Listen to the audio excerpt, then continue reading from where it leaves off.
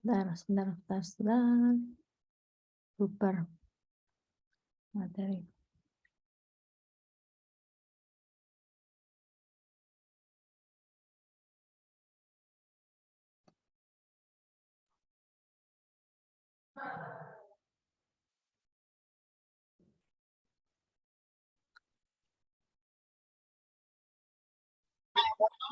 Saya akan menyampaikan pertemuan yang kedua. Pertemuan yang kedua ini adalah kalau kemarin kita sudah belajar mengenai konsep dan teori manajemen, bagaimana kita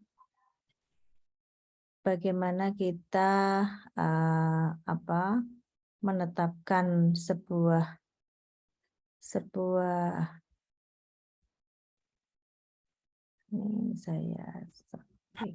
sekarang saya akan menyampaikan dalam waktu beberapa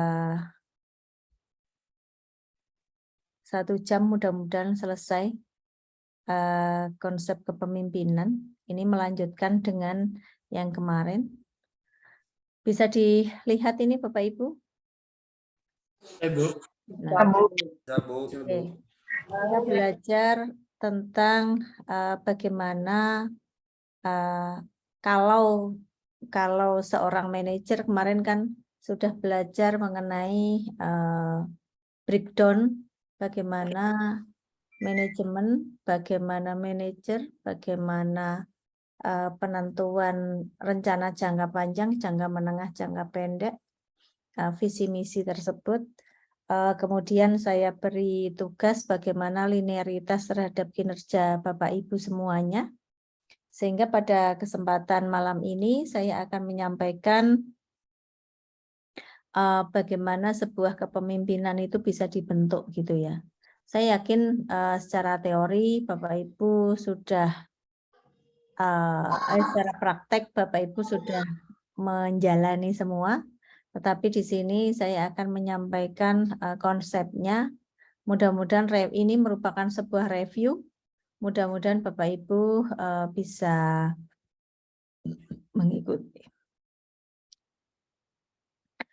Nah, pertemuan kedua ini adalah proses bagaimana seorang kepemimpinan itu sebuah proses, sebuah aktivitas ya. Aktivitas dalam menyusun atau mencapai tujuan melalui orang lain. Nah, itu seperti halnya yang kemarin. Kemudian itu teori Stockdale. Kalau konsepnya dari Gardner dikatakan bahwa kepemimpinan itu sebuah proses persuasif, yaitu bisa memberi contoh sehingga beberapa kelompok itu bisa mengikuti, gitu ya. Itu di situ. Kemudian kalau dilihat secara keseluruhan, ini kalau saya kompilasi dari beberapa teori yang ada, bagaimana upaya untuk mempengaruhi sehingga menentukan satu tujuan. Nah, itu di sini kita bisa menyampaikan atau mempengaruhi atau mengorganisir. Maka yang dikatakan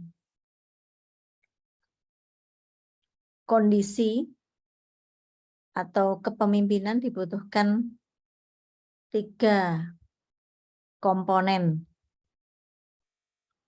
yaitu kemampuan, kemauan, dan kesempatan. Kalau kita kelompokkan orang yang mampu tapi tidak mau, itu enggak akan bisa. Ada enggak? Kadang-kadang kita ada sekelompok orang, satu kelas itu ada kelompok orang yang mampu tapi enggak mau. Ada sekelompok orang yang tidak mampu tapi mau. Ada sekelompok orang yang mampu dan mau. Ada sekelompok orang yang tidak mampu dan tidak mau. Nah, ini Bapak Ibu milih yang mana?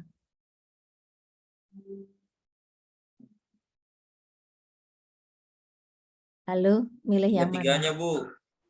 Iya, ketiganya, Bu. Ketiganya, Bu. Bu, Yang ketiga itu yang mana? ketiga-tiganya maksudnya Bu, mampu, mau, dan ada kesempatan. Tapi Ibu ada pilihan nih. Jika Bu Fani menjadi seorang pimpinan, punya staf yang pilih yang mampu tapi mau, yang mampu tapi nggak mau, atau yang mau tapi nggak mampu. Pilih yang mampu dan mau. Mau Nah, tapi itu mampu. nggak ada pilihan, nggak ada pilihan. Masih mending yang mau tapi tidak mampu. Karena? Ada yang mampu tapi tidak mau. Karena kalau ada kemauan, jadi kita masih bisa untuk mengarahkan gitu Bu, masih bisa diajari, dilatih gitu. Tapi kalau sudah mampu tapi tidak mau, dia akan lebih nggak usah lah, nggak usah gitu. Kalau yang mau tapi mampu, kalau yang mau tetapi dia nggak mampu, berarti fungsi kepemimpinan apa yang harus ditingkatkan? Kalau ketemu orang yang mampu tapi nggak mau, fungsi kepemimpinan apa yang mesti diberikan? Gitu. Sehingga yang idealnya adalah cari orang yang mau dan mampu. Mampu dan mau. Oke. Tetapi kita akan itu refreshing yang harus Bapak Ibu endapkan untuk nanti kita belajar tentang kepemimpinan ini. Mau, orang yang mau tapi tidak mampu, kesempatannya tipis-tipis. Nah, itu kadang-kadang juga kita harus bisa menyelesaikan. Nah, kepemimpinan dalam pembinaan mutu pelayanan asuhan di rumah sakit itu pelayanan asuhan keperawatan dikatakan nursing service care, dan kepemimpinan dikatakan nursing leadership, dan menuju ke arah perubahan. Nah, maka untuk menciptakan perubahan diperlukan sebuah transformasi leadership, bukan manajership. Mengapa keberhasilan transformasi itu peran leadership itu sangat tinggi, tetapi kalau peran manajership itu sangat rendah. Transformasi itu perubahan terskematik atau sistematik, bukan sebuah eradikasi, ya, transformasi, bukan eradikasi, bukan revolusi. Kalau revolusi kan secara radikal, perubahan menyeluruh. Kalau transformasi, perubahan bertahap dan terskematik. Nah, maka untuk menciptakan budaya yang dikatakan dari mulai bagaimana kita memberi pelayanan, kemudian dibentuk untuk sebuah nursing leadership untuk berubah, maka dibutuhkan transformasi leadership. Kemudian ada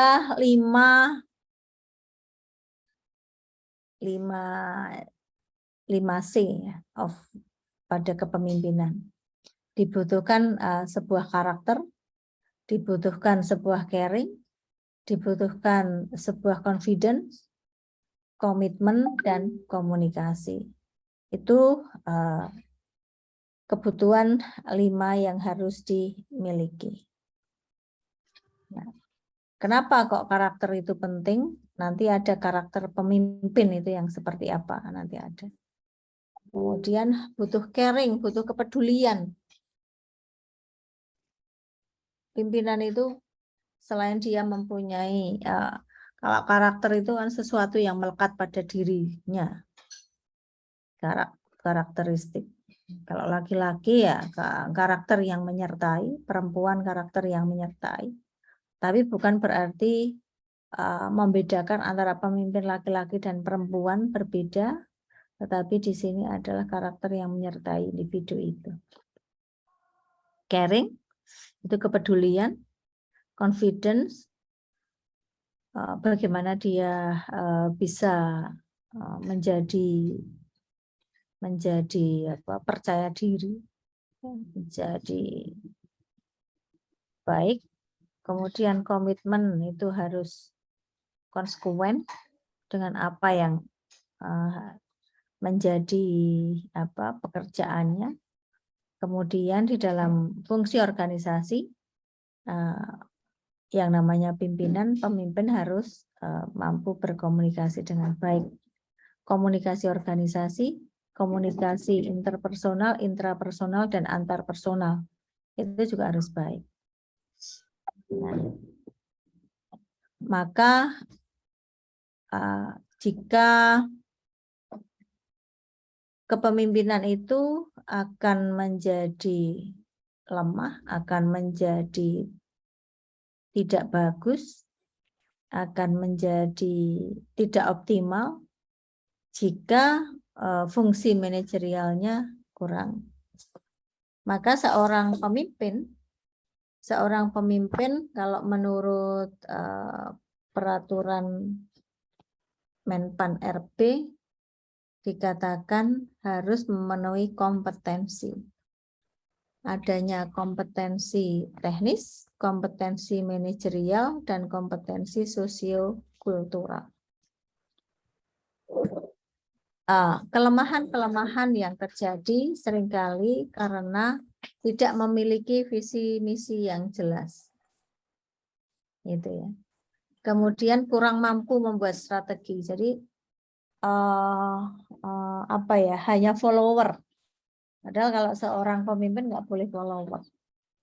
Dia harus kreatif, inovatif, koordinatif, sensitif, nah itu ya. Kalau kita menamakan kalau jadi pimpinan itu ya harus itu sensitif, responsif, dan inisiatif. Kesulitan merumuskan tujuan dan sasaran. Nah itu kadang-kadang sasaran kinerjanya nggak jelas. Itu juga nggak bisa menjadi rule. Kemudian tidak mampu melihat kekuatan organisasi. Kita memimpin di mana? Di area mana? Oh, di area instalasi kamar bedah. Oh, instalasi anestesi. Organisasi yang ada di lingkungan kita itu di bidang apa? Nah, kekuatannya di mana? Nah, karena kalau kita tahu bahwa kita posisi yang dibutuhkan, berarti kita kan mempunyai posisi yang kuat, mempunyai posisi yang diperhitungkan oleh orang lain. Nah itu kalau jadi pemimpin ya kita harus mampu melihat itu. Kalau tidak ya akan mudah digerogoti oleh orang lain. Kadang pemimpin juga tidak menyadari adanya kelemahan organisasi itu di mana. Oh, kalau yang dipimpin itu dari sisi apa? Oh, kelemahan organisasi. Di dalam sebuah instalasi itu sendiri butuh apa? Butuh money, material, metode,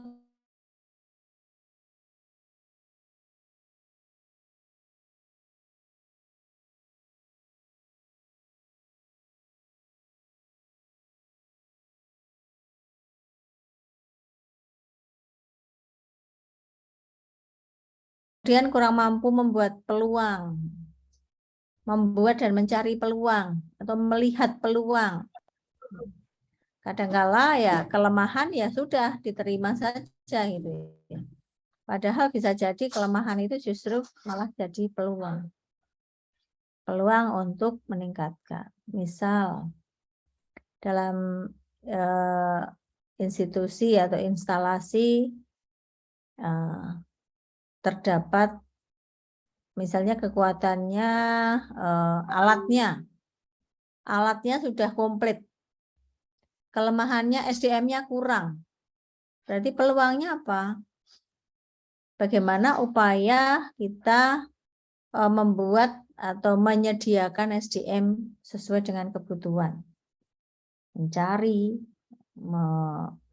dan lain sebagainya. Kemudian yang ketujuh, kurang mampu mengelola anggota tim. Nah, ini. Karena jadi pemimpin itu menjadi role. Kalau nggak bisa mengelola, ya buyar gitu ya. Kemudian tidak memiliki sistem kontrol yang efektif.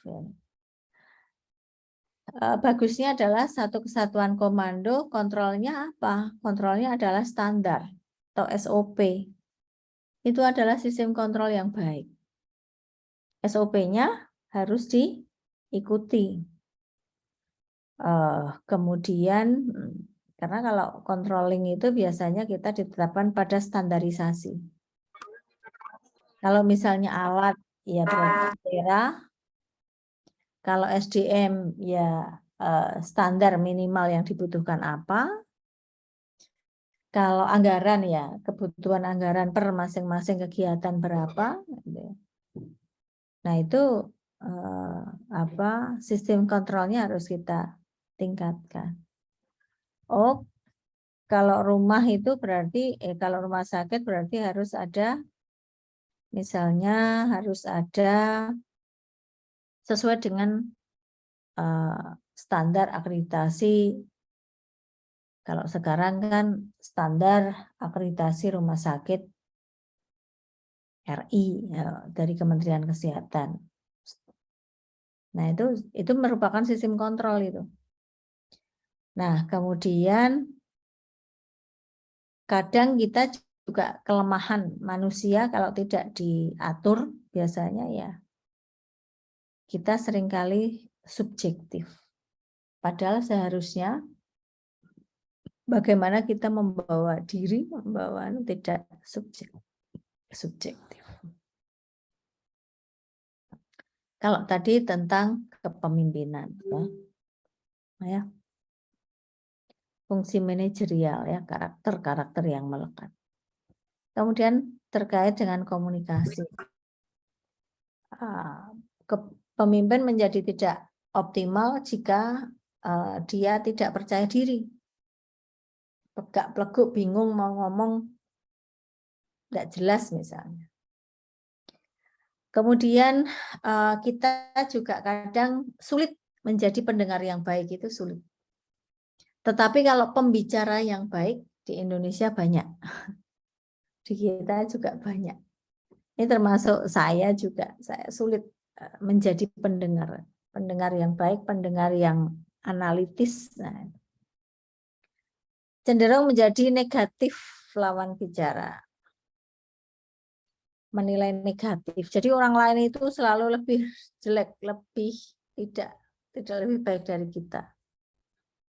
Meremehkan. Nah, itu juga dalam komunikasi. Dan ini tidak harus verbal loh ya. Tidak harus dengan verbal. Ini bisa non verbal. Mau menang sendiri dan tidak memiliki tenggang rasa dengan baik gitu. Kadang-kala ya bagaimana kita bisa membangun komunikasi dengan baik.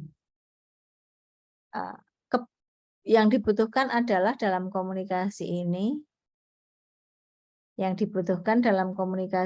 adalah bagaimana kita bisa menerangkan atau menyampaikan gagasan yang jelas, sistematis, ya toh, disertai dengan penyampaian argumentasi yang baik, argumentasi yang logis, dan dengan cara-cara yang sesuai, gitu ya, dengan lisan maupun tertulis.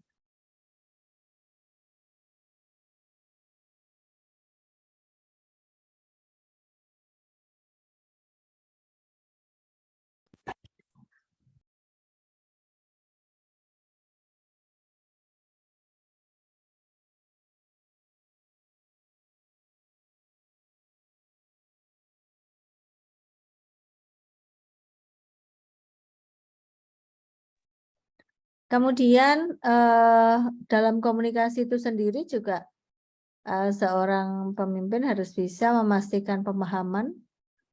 Nah itu pendengar aktif itu juga harus mempunyai effort, kemampuan meyakinkan dan membujuk orang lain, ya itu dalam untuk mencapai tujuan organisasi. Sehingga dalam seri penyampaian segala sesuatu ya harus informatif, jelas, lengkap, dan bisa dipahami oleh orang lain. Diharapkan juga mampu bagaimana seorang, ini juga tantangan komunikasi juga pada seorang pemimpin adalah bagaimana dia bisa menggagas atau sistem komunikasi yang terbuka dan strategis untuk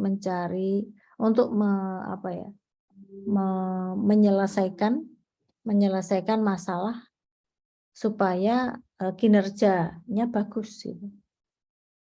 Misalnya sistem komunikasi yang terbuka, berarti misalnya kita bisa membuat sebuah grup, misalnya grup kelas. Kita sampaikan gagasan-gagasan kita secara menarik, secara kita sampaikan dengan komunikasi yang terbuka untuk mencari atau solusi-solusi yang optimal. Toh sekarang dalam komunikasi itu tidak harus komunikasi verbal omongan, tetapi di dalam tulisan pun kita juga bisa menilai bahwa komunikasinya bagus atau tidak bagus itu dari aspek komunikasi itu sendiri. Itu memang tuntutan menjadi pemimpin untuk bisa berkomunikasi dengan baik itu ya luar biasa. Nah, kadang-kadang ini juga merupakan terkait dengan kerjasama. Saya menyampaikan kelemahannya. Tentunya kalau seharusnya sih dalam kerjasama harus optimal.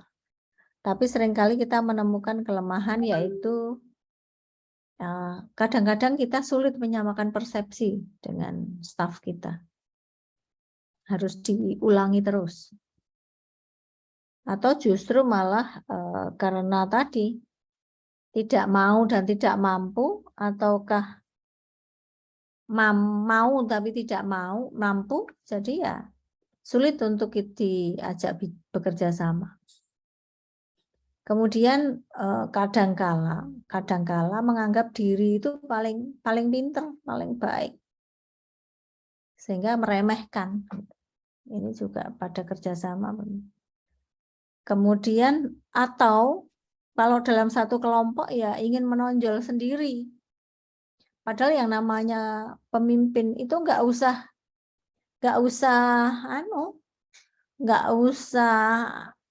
kita nggak usah menganu diri, itu sudah menonjol dan sudah dilihat oleh orang banyak. Nah kemudian, ini kalau kerjasama memang dibutuhkan rasa saling percaya. Maka konteks yang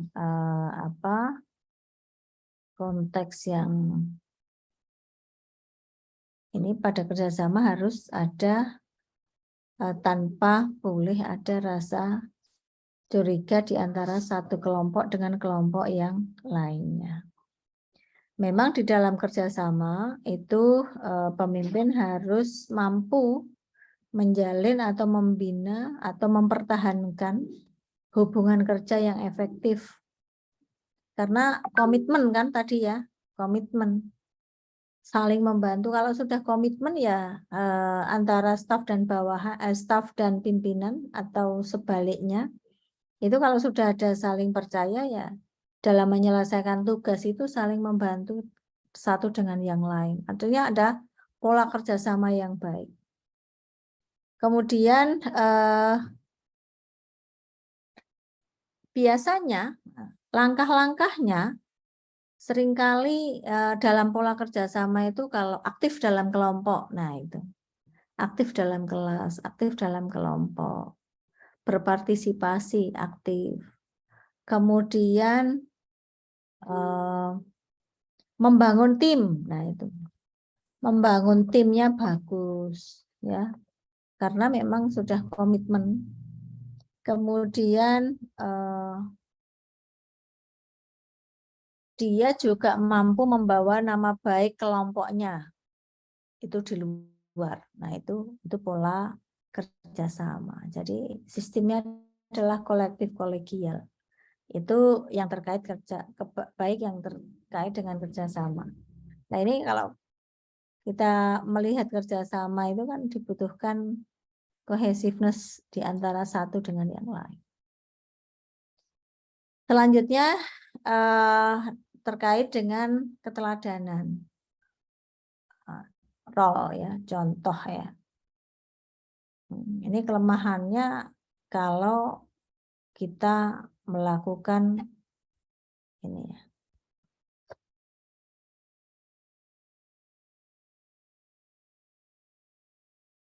Saya tambahin.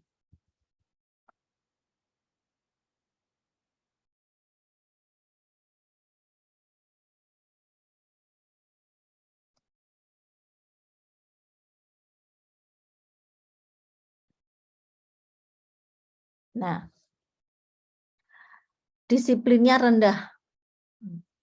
Jadi pemimpin kok datangnya terlalu telat.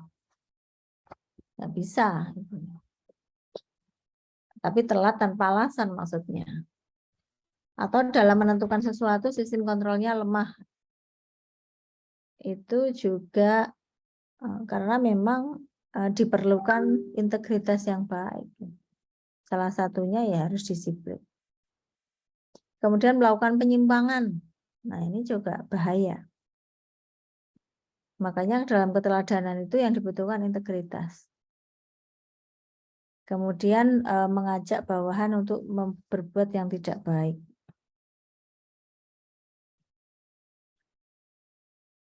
Nah, harusnya bahwa yang dikatakan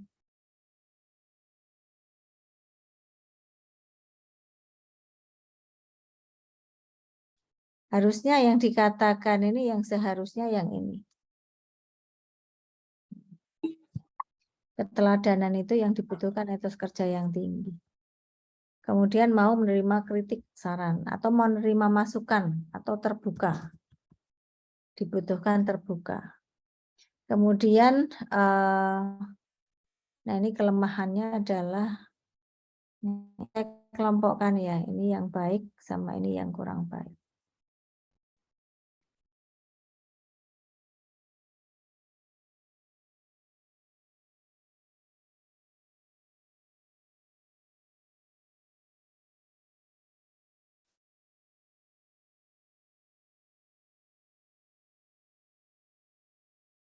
Nah, kemudian untuk terkait dengan pengambilan keputusan.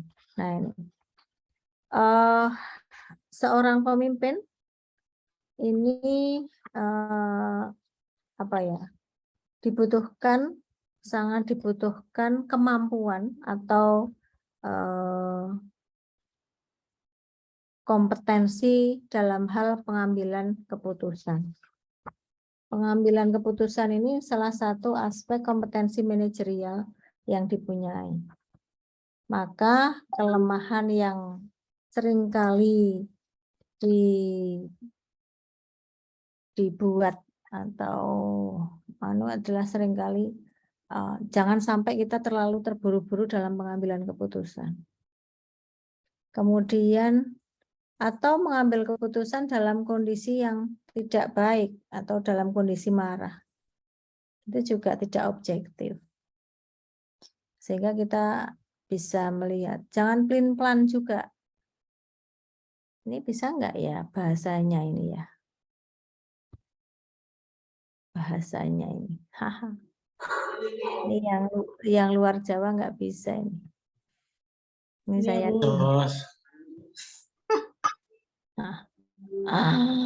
pelin-pelan ya. Kemudian sering menggunakan aji mumpung. Ya, mumpung sekarang, mumpung jadi ini, mumpung jadi itu, nah, besok lagi nggak bisa. Gitu. Kemudian tidak konsisten, ini juga bahaya. Serta atau kita dalam menetapkan keputusan itu justru malah membuat masalah baru. Nah, ini ya harus disediakan dengan baik. Karena ini tentang kepemimpinan, jadi ini kan sesuatu yang idealis banget. Sehingga silahkan nanti cek di kondisi yang sekarang Bapak pimpin atau Bapak Ibu pimpin atau siapa yang posisi sekarang menjadi pemimpin. Ini review, silahkan nanti cek recheck. Nah, gaya. Nah, sekarang kalau tadi kan karakter, ya, karakter yang harus dimiliki, yang harus dihindari, yang sebaiknya. Oh iya, sebelum sampai ke sini, yang terkait dengan pengambilan keputusan, ini saya tambahkan bahwa sebaiknya dalam pengambilan keputusan apa saja yang harus dilakukan.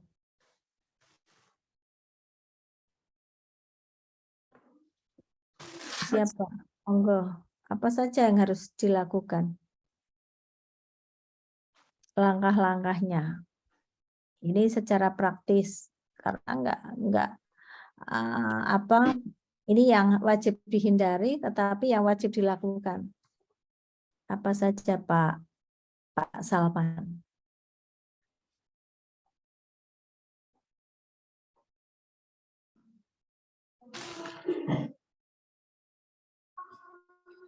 Apa Pak Ronald?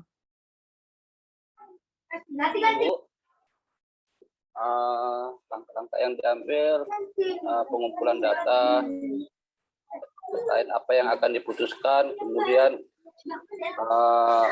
melakukan brainstorming kepada atasan terhadap atasan dan kebawahan. Oke, ada lagi? Silahkan. Ini praktis ya.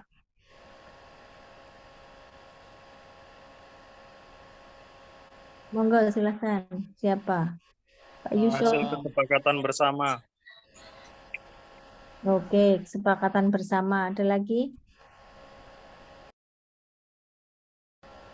Kalau di dalam ya bersifat adil, bijaksana. Ini dari Aceh bicara Pak Riki. Oke. Bijaksana. Nah, dalam pengambilan keputusan itu kalau di dalam kompetensi manajerial dikatakan bahwa harapannya adalah membuat keputusan yang baik, tepat waktu, dan telah mempertimbangkan prinsip kehati-hatian, dirumuskan secara sistematis dan secara bijaksana. Maka memang langkah-langkahnya yang harus dipenuhi adalah bahwa si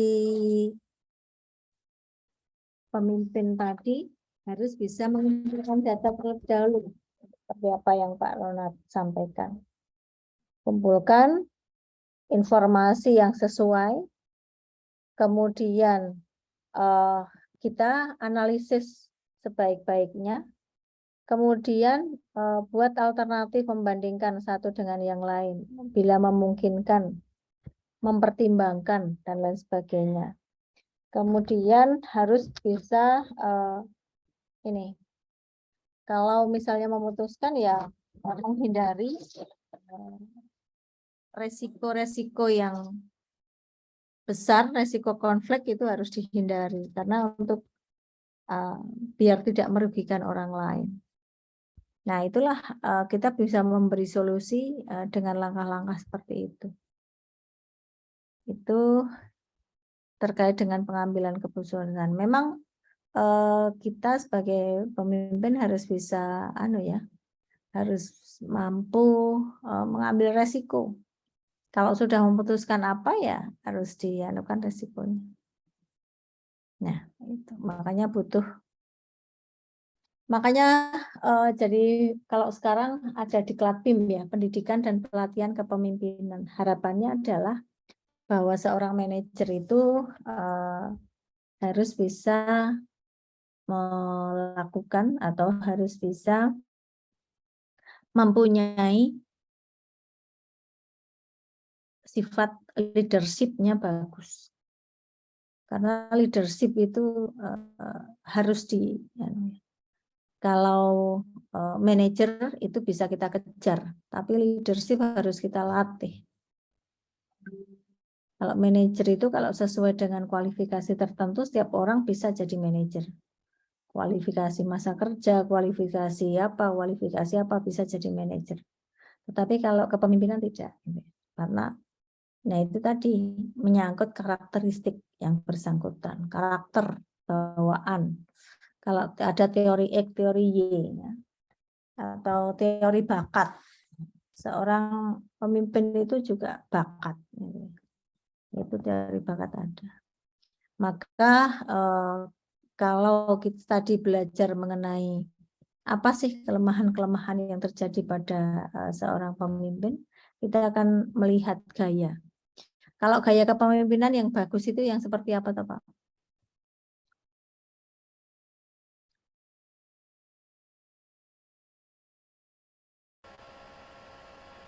Melihat tempat di mana. Berwibawa, Bu.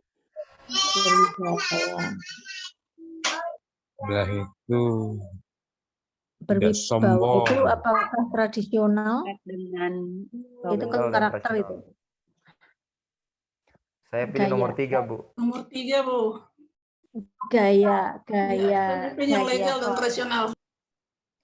Gaya klasik, gaya bebas, gaya batu, gaya.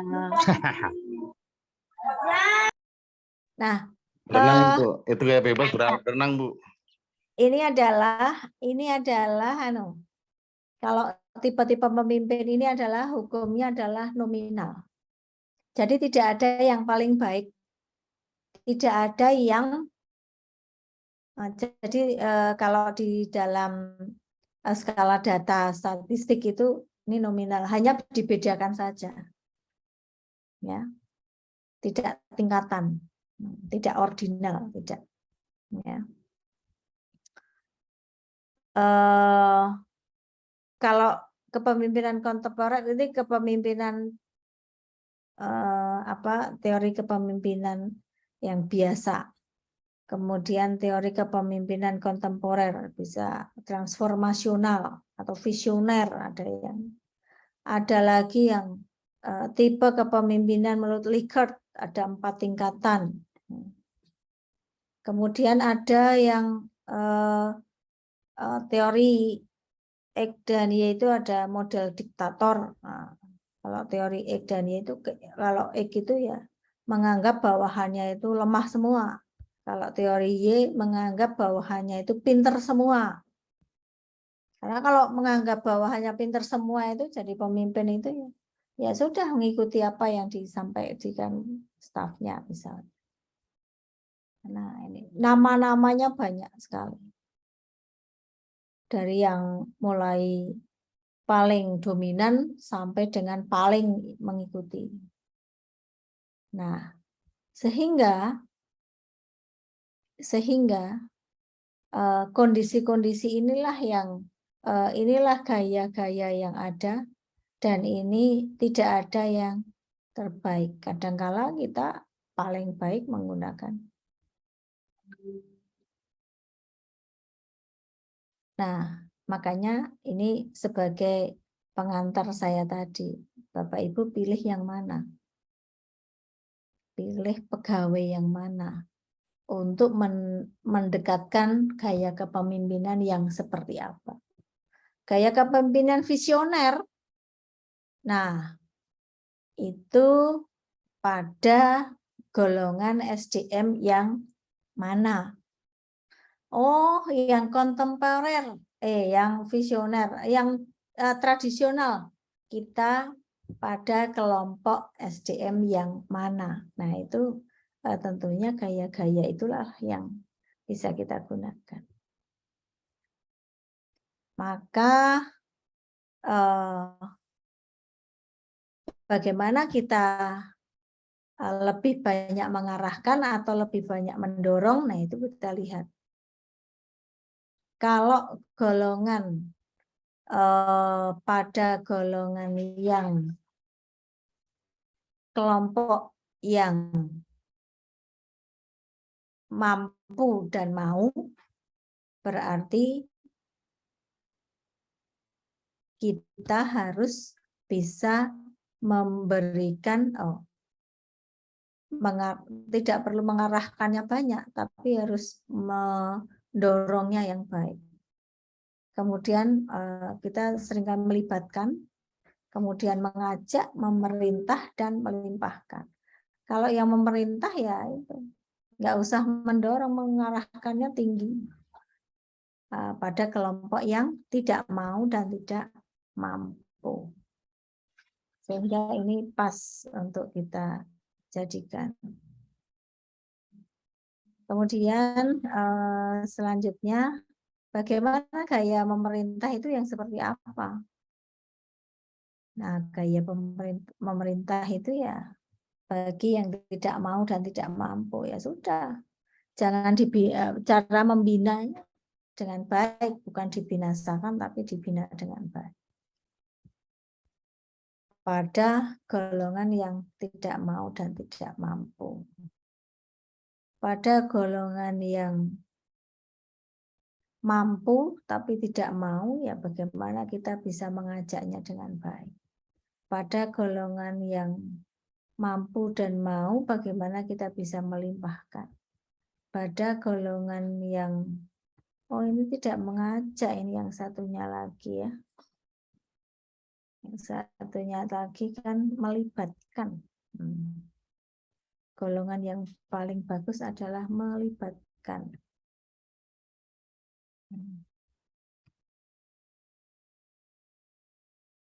Nah, ini. Mengarahkan, memberi dorongan, dan lain sebagainya. Nah, ini tentunya Bapak Ibu bisa implementasi di ruang kerja sehari-hari. Nah, clue-nya adalah gaya-gaya tersebut itu sebetulnya penyandang kita sehari-hari. Kadang pagi, kadang kalau Jumat pakai baju koko, ya. Kadang kalau Senin pakai baju safari, kadang kalau Selasa pakai batik. Ini kan gaya baju. Kepemimpinan juga sama, gaya. Nah, maka memang bukan strukturnya yang ada, karena kalau gaya itu kan struktur. Kalau konten itu cara mengarahkan. Maka pimpinan yang sukses atau pimpinan yang bagus adalah yang mampu bagaimana dia menyesuaikan diri dengan situasi. Maka kemampuan adaptasi itu juga penting bagi seorang pemimpin. Sehingga kita juga harus mampu kapan saya harus otoriter, kapan saya harus bisa partisipatif, kapan saya harus bisa mengajak, kapan saya harus bisa memerintah. Kalau memerintah itu kan seolah-olah diktator atau otoriter. Tapi penting kita punyai bersama-sama. Sehingga bagaimana dia kemampuan adaptif terhadap konteks atau dalam pelayanan publiknya. Adaptif dengan lingkungannya, adaptif dengan anggotanya, adaptif dengan stafnya. Nah, ini adalah case yang bisa dibaca saja nanti, silahkan. Di Indonesia telah banyak itu filosofi kepemimpinan yang ada. Ya, filosofi kepemimpinan yang ada banyak. Ada ing ngarsa sing tulodo, ing madya mangun karso. Nah, maka kita terapkan di dalam lingkup kita, pemimpin dalam dunia keperawatan, keanestesian, itu siapa? Apakah kita, ketua tim, kepala ruang, koordinator, kepala seksi, kepala bidang, atau direktur perawatan, yang mana? Pada level apa? Karena tadi ada level berjenjang ya. Yang namanya kepemimpinan ada level berjenjang. Nah, kalau kita berbicara kepala ruang, ya dia berperan sebagai manajer pelayanan dan manajer asuhan. Pemimpin dalam pelayanan, pemimpin dalam asuhan. Kalau manajer pelayanan itu mengatur money material, menuju mutu pelayanan. Nah, kalau dia sebagai manajer asuhan, ya melaksanakan apa itu pelaksanaan asuhan keperawatan sesuai dengan konteks proses. Ya, proses itu ada perencanaan, pengorganisasian, pelaksanaan, dan ini tujuannya untuk mencapai mutu asuhan keperawatan. Sehingga memang kompetensi-kompetensi yang harus dimiliki oleh kepala manajer dalam satu ruang perawatan atau ruangan itu sangat dibutuhkan. Nah, bagaimana konteks kepemimpinan di dalam baik itu manajemen pelayanan maupun manajemen asuhan, yaitu bagaimana kita bisa berinteraksi, kemudian mempengaruhi, dan mencapai tujuan. Itu yang dibutuhkan. Kemudian diketahui bahwa kepemimpinan adalah sebuah bagian dari manajemen, maka manajer atau pemimpin yang sukses yang harus punya leadership. Leadership salah satu alat dalam menjalankan fungsi directing. Kalau kita berbicara tentang fungsi manajemen. Itu,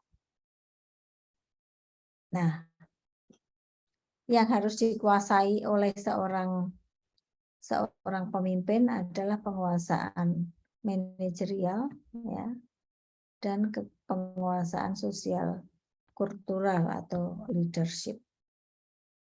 Leadership itu untuk bisa mengakui keberagaman oleh anak buah.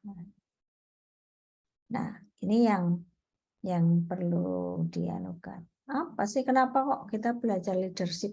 Kalau manajer itu jelas. Selama ini kita dididik menjadi manajer yang di tingkat formal. Karena memang ada perencanaannya, ada pengorganisasiannya, ada pengendaliannya, bagaimana pola menyelesaikan masalah, bagaimana pola kekuasaan, bagaimana kualifikasi dan persyaratan itu harus muncul. Tetapi kalau pada leader, pada pemimpin, itu biasanya adalah dalam penentuan visi dan tujuan organisasi ditentukan bersama-sama. Ada proses penyelarasan pemikiran, ada proses pemberian motivasi dan pemberian dan inspirasi. Ada di dalamnya ada karismatik yang dipunyai oleh seorang pemimpin. Dan lagi, Harapannya adalah kalau konteks kepemimpinan sekarang adalah bagaimana manajer yang mempunyai jiwa leadership. Ya harus dipilih. Dia yang kompeten dan dipilih.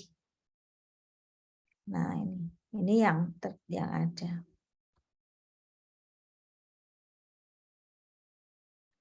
Maka dari kalau tadi kita berbicara gaya ya, gaya ada gaya macam gaya. Menurut Drucker, menurut apa banyak macam. Nah, bagaimana seorang pemimpin melaksanakan tugas manajer?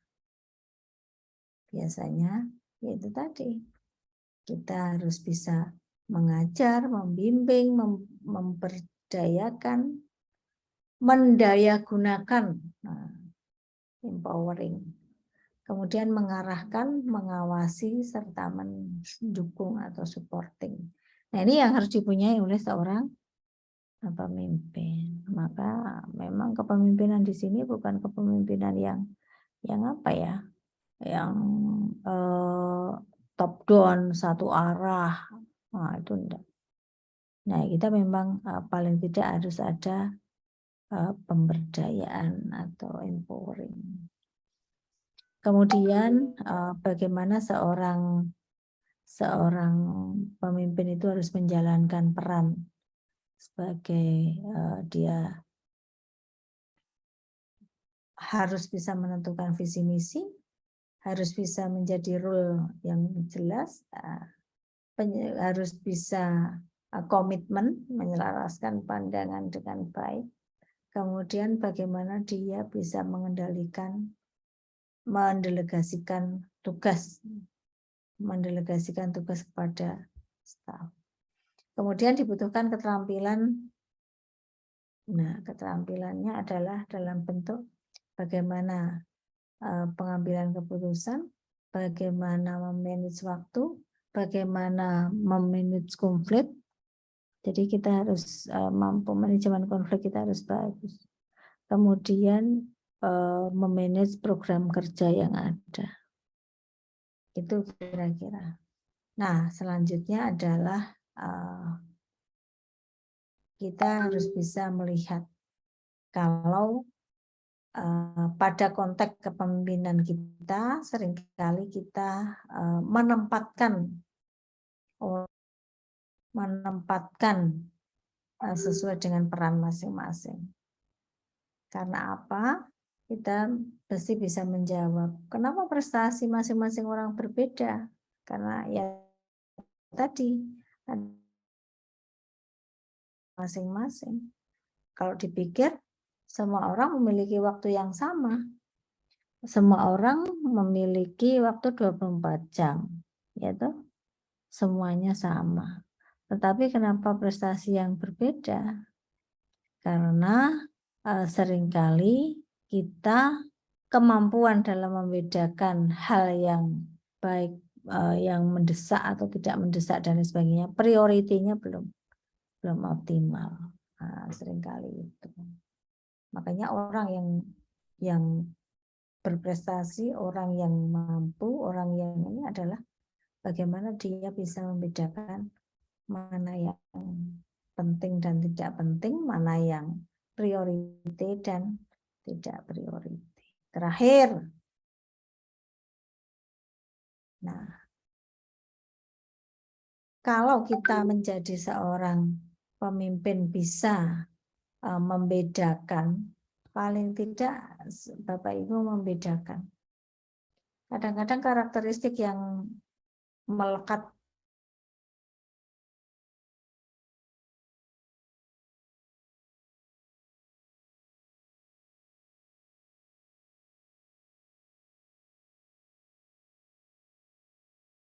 sesuatu yang sangat penting.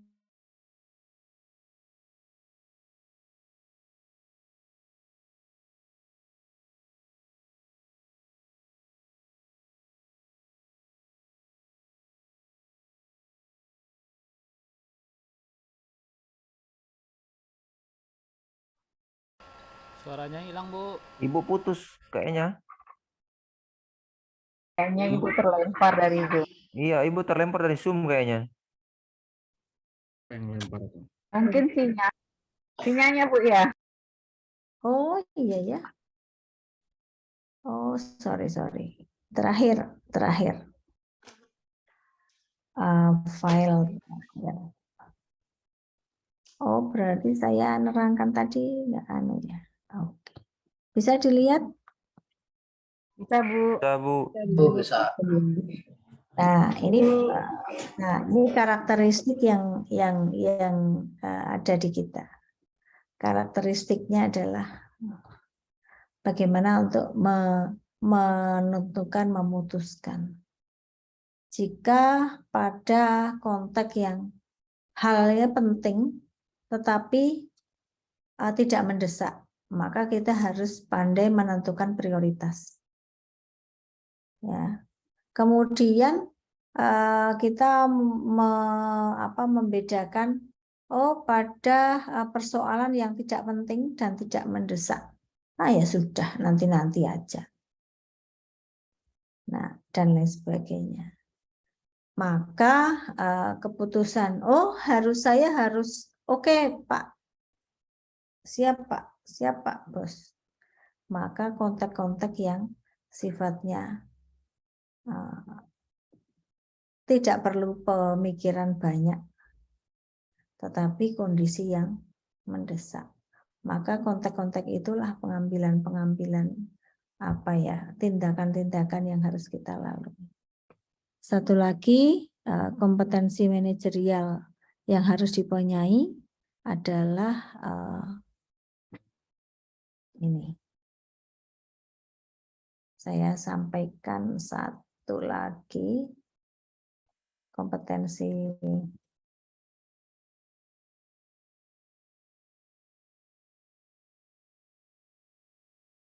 yang pertama, yaitu integritas.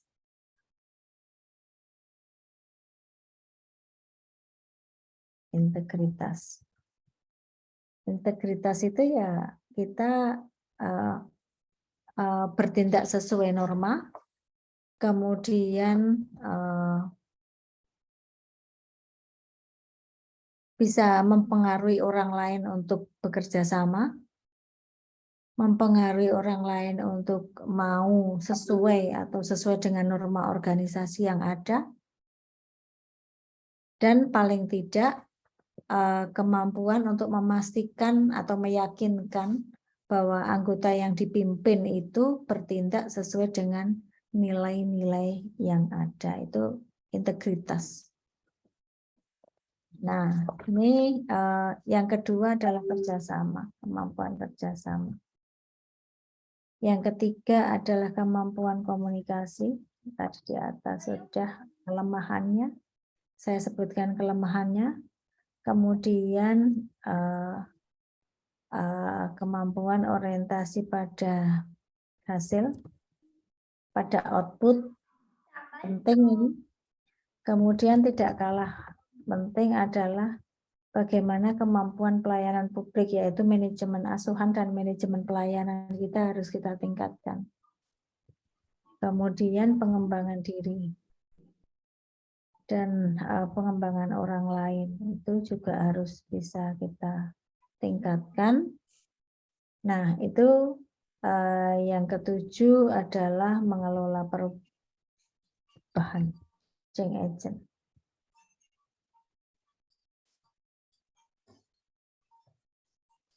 Ini tambahan. Kemudian bagaimana keterampilan pengambilan keputusan yang tepat. Ini adalah kompetensi manajerial yang memang sebaiknya dipunyai oleh seorang manajer atau seorang pemimpin. Itu kira-kira ini ada 40 slide yang memungkinkan untuk bisa sebagai bahan review Bapak Ibu semuanya. Sampai di sini ada pertanyaan? Silahkan. Cukup?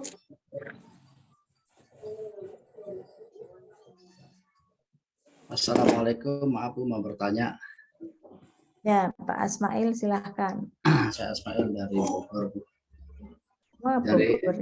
ya, jadi kesimpulan pembelajaran hari ini tentang kepemimpinan itu bagaimana caranya menjadi pemimpin yang disukai atasan, disukai bawahan, dan kita sendiri sebagai pemimpin tidak dirugikan. Begitu saja, Bu, pertanyaannya. Ya. Nah, konteks yang sekarang terjadi adalah penilaian kinerja itu 36 derajat. Jadi dari atasan, bawahan, rekan kerja. Karena memang kompetensi teknis dan kompetensi manajerial itu yang dirasakan oleh semuanya.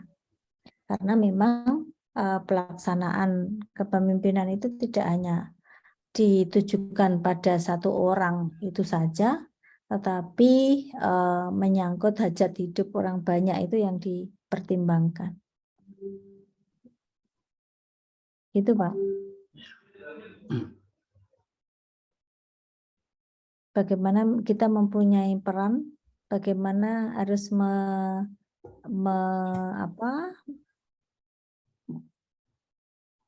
melaksanakan atau terampil dalam hal ini harus benar.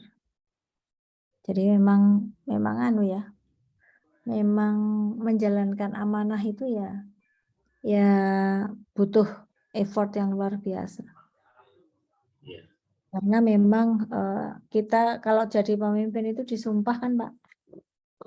Disumpah sehingga perjalanannya harus jadi role model, harus bisa mempertanggungjawabkan apa yang kita sampaikan, harus bisa mengambil resiko, dan lain sebagainya. Dan itu dimanapun, di tingkat apapun, semuanya sama. Di tingkat apapun itu memiliki semua tingkatan kepemimpinan mempunyai resiko.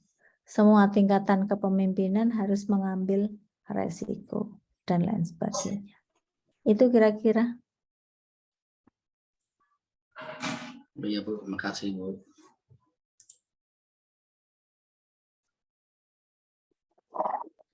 Makanya kalau kenapa kok diklat PIM dibutuhkan?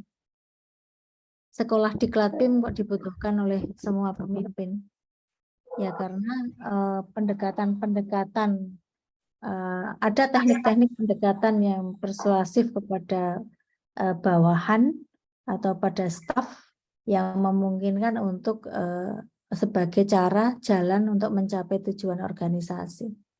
Karena tujuan organisasi tidak mungkin diraih oleh satu orang pemimpin. Direktur rumah sakit harus bisa menyelesaikan indikator kinerja pelayanan yang ada di rumah sakitnya sendiri, tidak mungkin. Direktur rumah sakit harus mampu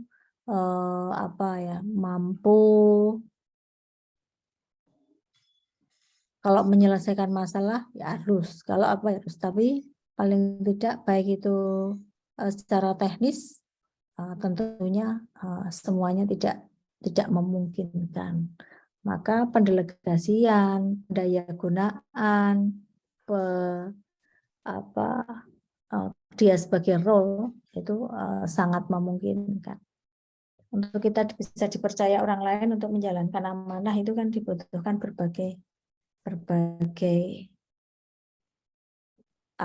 berbagai tatanan dan kualifikasi yang harus dipenuhi.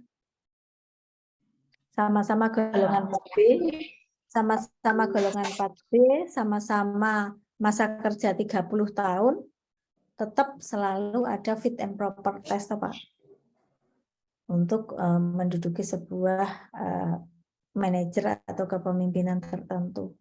Karena memang leadership ini sangat unik, sangat melekat, dan memungkinkan untuk dipelajari bisa, tetapi masing-masing gaya yang ditetapkan oleh masing-masing pemimpin juga sangat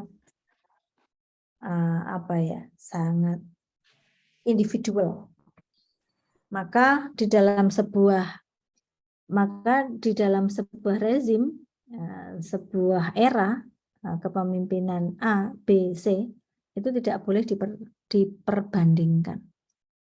Karena gaya atau pendekatan yang digunakan masing-masing berbeda dan masing-masing karakteristik, masing-masing karakter melekat pada orang tersebut untuk menjalankan fungsi manajemen dengan gaya kepemimpinan yang berbeda.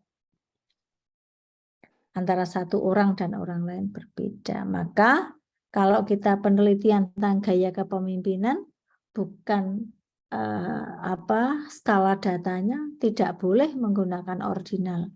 Oh, gaya karismatik lebih baik daripada otoriter, tidak.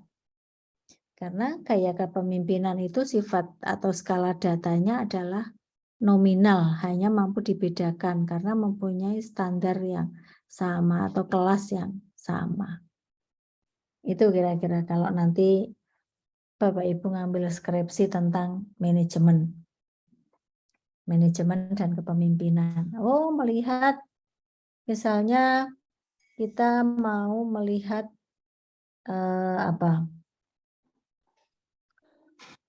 capaian indikator mutu rumah sakit, dilihat atau ditinjau dari gaya kepemimpinan. Nah, kepemimpinan apa? Itu ya yang dilihat adalah ordinal, nominal, tidak boleh ordinal.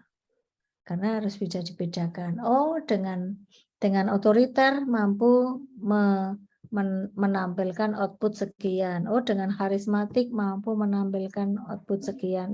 Itu diuji beda saja, dibedakan saja. Oh, berarti pada masa-masa tertentu butuh output supaya outputnya besar atau outputnya tinggi dengan menggunakan gaya otoriter, misalnya gitu. Sehingga itu yang jika memungkinkan untuk pengambilan atau penelitian di aspek manajemen, khususnya melihat gaya kepemimpinan. Itu kira-kira. Ya, terima kasih banyak, Bu. Kalau implementasi SOP, itu juga bisa implementasi SOP, bagaimana ruang rawat atau instalasi anestesi dalam melaksanakan SOP. Nah, SOP-nya itu kepatuhan terhadap SOP-nya tinggi, sedang, atau rendah. Nah, itu baru ordinal. Kepatuhan SOP. Kemudian ada lagi banyak hal yang bisa diteliti dari aspek manajemen ini yang memungkinkan itu melekat dan dalam kondisi lingkungan Bapak Ibu sehari-hari. Mungkin itu untuk kepemimpinan malam ini cukup. Bu, izin Bu. Ya. Bu, tugas yang minggu lalu yang visi dan misi udah saya kirim lewat WA, Ibu. Ya. Ya Bu, semuanya udah saya kirim lewat WA. Mohon Ibu untuk materi yang minggu lalu sama RPS dan juga yang hari ini, kalau bisa di-share ya Bu. Iya, saya itu lupa terus mau saya di pepiling itu loh.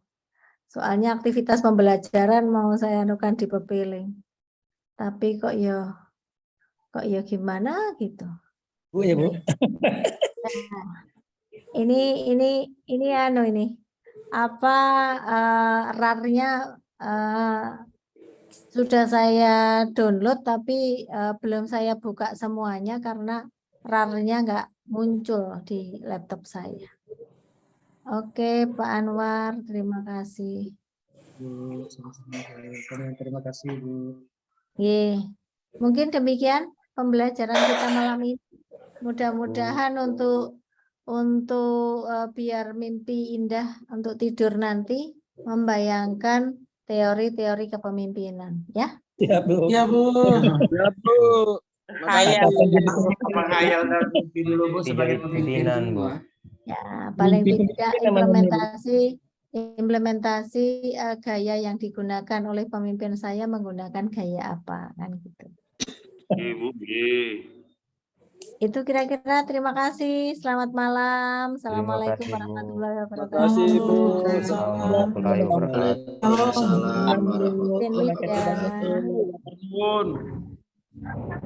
Mudah-mudahan jadi pemimpin semua. Bu, izin Bu, satu Bu. Mengenai absen Ibu,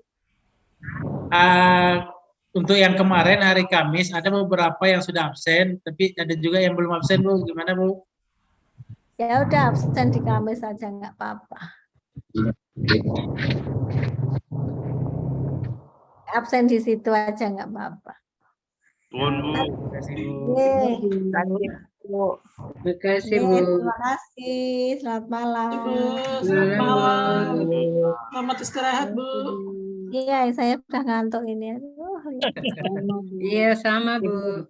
Ya, yang Papua silakan tidur udah tengah malam. Iya, di Iya, Papua benar, udah jam benar. 11:30. Ya, lanjut. Iya. Oke, makasih. Izin live ya. Iya, Bu. Tahan biasanya. Ya kan, Pak Rimar? Itu Sampai jam sudah. 1 biasanya tahan tuh. Bang Anwar mantap, Bang Anwar mantap. Mantap, rambutnya dibakar tuh rambutnya. Bang Anwar mantap, mantap Bang Anwar. Iya, itu udah badannya. Lagi di pantai jadi kena angin. Bang Anwar banyak ngopi, rambutnya terbakar. Iya. Saya kira tadi Bang Anwar lagi merokok. Orang